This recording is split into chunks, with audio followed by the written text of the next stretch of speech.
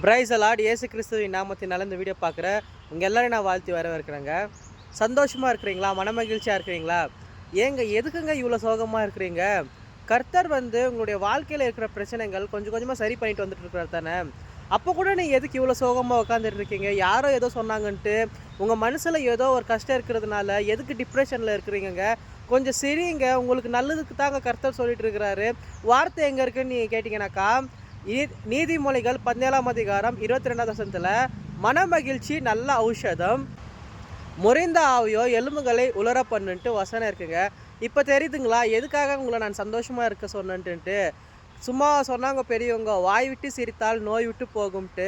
நீங்கள் எப்பவுமே மனமகிழ்ச்சியோடு இருந்தால் தாங்க நீங்கள் நல்லா இருக்க முடியும். நீங்கள் தேவையில்லாத ஸ்ட்ரெஸ்ஸு, டென்ஷனு, அதே போல் வேறு எதையோ பற்றி நீங்கள் யோசிச்சிருக்கிறதுனால உங்களுக்கு இருக்கிற பிரச்சனை தான் ஜாஸ்தியாகுமே தவிர உங்களுடைய வாழ்க்கையில் ஒரு சந்தோஷம் இருக்காது. யார் வாழ்க்கையில் தாங்க கஷ்டம் இல்லை? நீங்கள் இப்படி எதுக்குங்க இருக்கிறீங்க? நிறைய பேரை பாருங்களேன். நான் என்னுடைய ஃப்ரெண்டு ஒருத்தங்கிட்ட நான் பேசினேங்க. அவன் அன்பிலீவர் தான். அவனுடைய வாழ்க்கையில் அவன் ஏகப்பட்ட பிரச்சனைகளை செஞ்சுட்டு இருக்காங்க. அவன் என்ன தெரியுமா சொன்னான் நான் பேசும்போது, எல்லாம் சரியாயிடும்ப்பா விடு பார்த்துக்கலாம் அப்படின்ட்டு. அன்பிலீவருடைய வாயில் அந்த மாதிரி ஒரு வார்த்தை வருதுங்க. ஆனால் நம்ம பிலீவர்ஸ் எத்தனை பேர் இந்த மாதிரி சொல்கிறீங்கன்ட்டு எனக்கு தெரியலங்க. எதனா ஒரு சின்ன பிரச்சனை வந்தாலும் போதும், கடவுள் என் கூட இல்லை, கடவுள் எதுக்காக எனக்கு இந்த கஷ்டத்தை கொடுத்துருக்குறாருன்ட்டு வார்த்தையை நானே காதார நிறைய பேர்கிட்ட கேட்டிருக்கேங்க.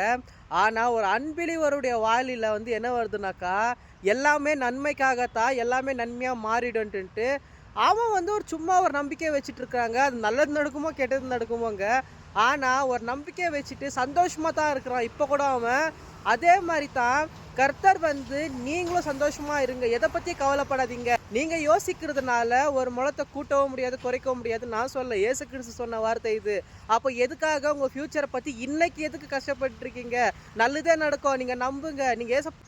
நீங்கள் நம்ம இயேசு கிறிஸ்துவை ஏற்றுன்னு இருக்கீங்க தானே. அப்போ எதுக்காக நீங்கள் பயப்படுறீங்க? எதுக்காக கவலைப்படுறீங்க? கவலை எல்லாமே தூக்கி போடுங்க, சந்தோஷமாக இருங்க, மன மகிழ்ச்சியாக இருங்க, ஆரோக்கியமாக இருங்க. எல்லாமே நன்மைக்காக கர்த்தர் மாற்ற போகிறாருங்க. நீங்கள் நம்புனா கண்டிப்பாக நடக்குங்க. நீங்கள் சோகமாக இருக்காதீங்க. தகப்பனுக்கு புள்ள சந்தோஷமாக இருக்கணும் தானங்க பார்க்குவாரு.